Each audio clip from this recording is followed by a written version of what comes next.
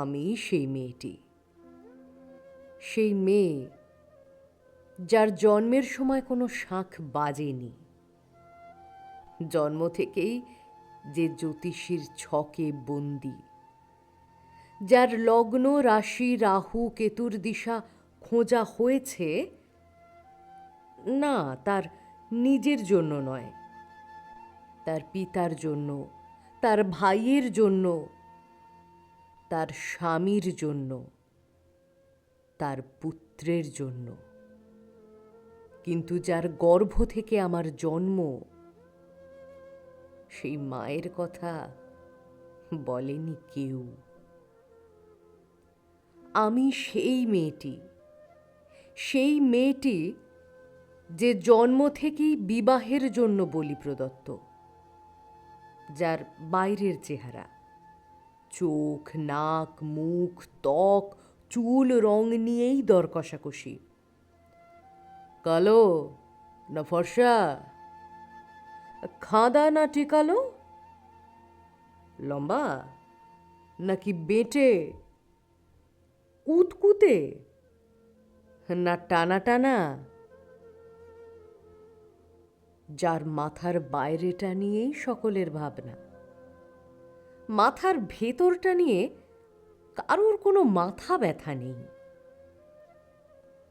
আমি সেই মেয়েটি যে ছোটবেলা থেকে শুনেছে জোরে জোরে কথা বলতে নেই, ছুটতে নেই, চেঁচাতে নেই, হাসতে নেই, এমনকি কাঁদলেও তা লুকিয়ে লুকিয়ে।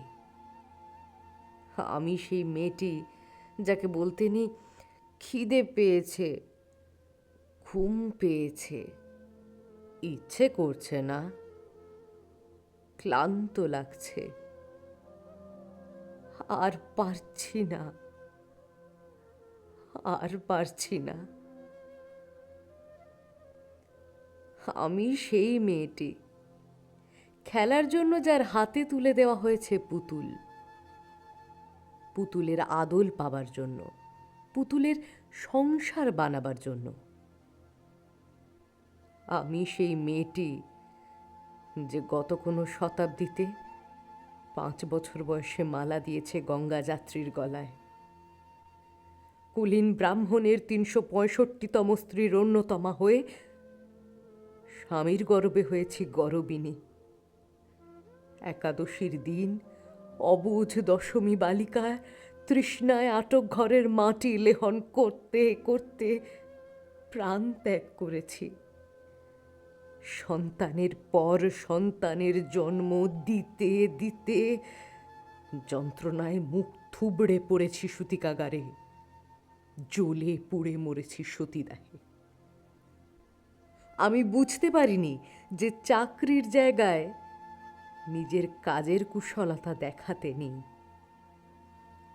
আমি বুঝতে পারিনি যে আমার প্রেমিককে তার প্রেমপত্রের বানান ভুলগুলো ধরিয়ে দেওয়াটাই আমার ভুল হয়েছিল। আমি বুঝতে পারিনি যে আমি যদি কবি হতে চাই, আমার বন্ধুরা বলবে, ও ওটা কবিতা হয়নি, পদ্য হয়েছে।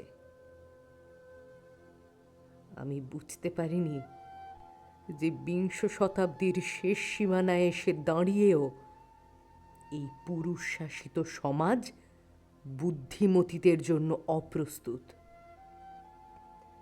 আমি সেই মেয়েটি যে দেখেছে একটা নারী কেমন করে নিছক মেয়ে ছেলে বনে যায়, চরিত্রের উল্টো দিকে হেঁটে যায় সফল স্বামীদের গিন্নিরা।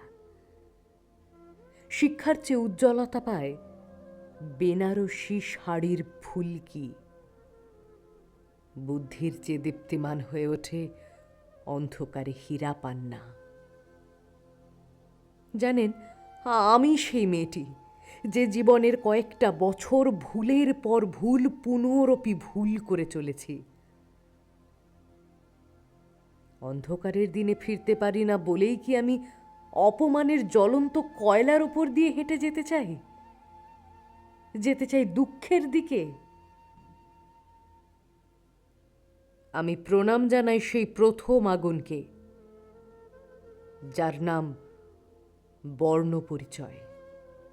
সেই অগ্নিশুদ্ধ পরম্পরাকে, সেই সব পুরুষ রমণীকে যারা ঊনবিংশ শতাব্দীর অন্ধকারের হাতলে জ্ঞানের আলো জ্বালিয়ে এক জন্মে আমাকে জন্ম জন্মান্তরের দরজা খুলে দিয়েছে।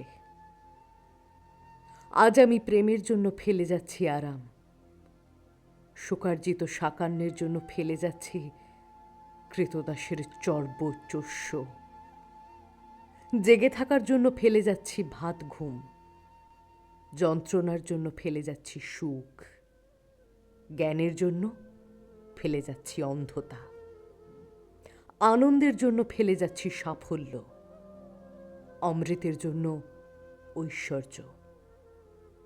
আমার হাতে জ্বলছে দিশারীদের শিক্ষার মহান আগুন। আমি সেই মেয়েটি। আপনারা আপনারা নিজেদের দর্পণে দেখে আমাকে চিনুন, আমাকে চিনুন, আমাকে চিনুন।